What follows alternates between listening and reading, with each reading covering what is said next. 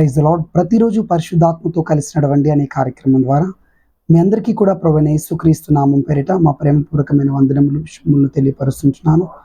మరి ఒక నూతనమైన ఈ ఆశీర్వాదకరమైన ఉదయాన ఈ వాగ్దానాన్ని మీకు అందించడానికి ప్రభు నాకు ఇచ్చిన ఈ అవకాశానికి ఆయన మయంపరుస్తుంటున్నాను. నీ చుట్టూ సమస్యలు నేను చుట్టుముట్టి ఉన్నాయా? శోధనలో అపాయంలో ఉన్నావా? అయితే ప్రభు నిన్ను ఆదుకోవాలని, నీకు సహాయం చేయాలని ఆశపడుతూ ఉన్నారు. సమూయేలు 2వ గ్రంథము 22వ అధ్యాయము 19వ వచనం. ఆపత్కాలమందు వారు నా మీదికి రాగా యెహోవా నన్ను ఆదుకొనెను. హల్లెలూయా. ఆపత్కాలంలో మనుషులందరూ చేయి విడిచిపెడతారు, స్నేహితులు చేయి విడిచిపెడతారు, బంధువులు చేయి విడిచిపెడతారు. కానీ యెహోవా మాత్రం చేయి విడిచిపెట్టకుండా ఆదుకుంటా అని వాగ్దానం చేస్తున్నారు. ఇప్పుడు నీకున్నటువంటి ఆర్థిక సమస్యలను బట్టి కావచ్చు, అనారోగ్య సమస్యలను బట్టి కావచ్చు, విపరీతంగా నీ కలిగినటువంటి నొప్పి, బాధ, రోగమును బట్టి కావచ్చు, అందరూ నేను విడిచిపెట్టారేమో, అపాయంలో ఆపత్కాలంలో ఉన్నావేమో, కన్నీళ్ళలో శ్రమలో ఉన్నావేమో. అయితే ఈ సమయంలో ప్రభు నిన్ను ఆదుకుంటున్నాడు, నీకు సహాయం చేస్తానని వాగ్దానం చేస్తున్నాడు, నిన్ను విడిపిస్తానని వాగ్దానం చేస్తున్నారు.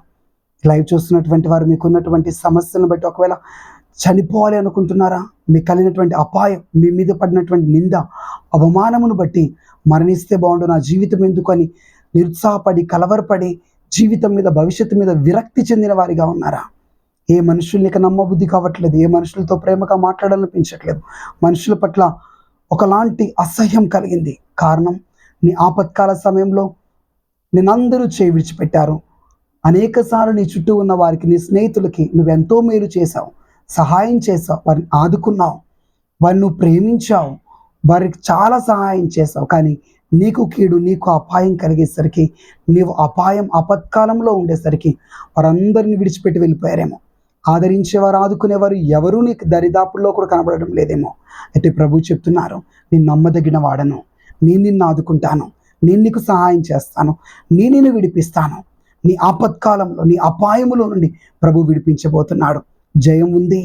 ప్రభు యొక్క ఆదరణ, ఆదుకునే హస్తం నీ జీవితంలోనికి ఈ దినమే దిగి వస్తుండగా అద్భుతమును చూడబోతున్నారు, విడుదలను చూడబోతున్నారు, సమాధానమును అనుభవించబోతున్నారు, నెమ్మదిక నీ జీవితంలోకి రాబోతున్నది. కళ్ళు మూసుకొని ప్రార్థన చేద్దాం. Thank you Jesus. ఎంతమంది బిడ్డలైతే ప్రభా ఆపత్కాలములో ఉన్నారో, అపాయంలో ఉన్నారో, కీడులో ఉన్నారో, కన్నీళ్ళలో ఉన్నారో, మనుషులందరూ వారికి దూరం అయిపోయి ఉన్నారు.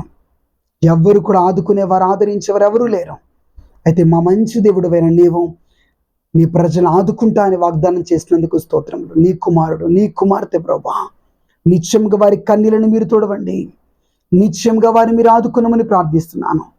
అయా, మీ హృదయానికి వారిని హత్తుకొనండి తండ్రి. వారిని గట్టిగా వారి చేతిని మీరు పట్టుకునమని ప్రార్థిస్తున్నాను, వారిని ముద్దాడుమని ప్రార్థిస్తుంటున్నాను, వారి సమస్యలోంచి వారిని బయటికి తీసుకుని రమ్మని ప్రార్థిస్తున్నాను.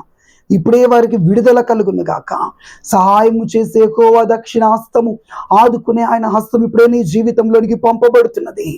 లార్డ్ జీసస్, ఇప్పుడే వారి కన్నీళ్ళకి ముగింపు, ఇప్పుడే వారి జీవితాల్లో సమస్యలకి విడుదల ఇప్పుడే కలుగును గాక.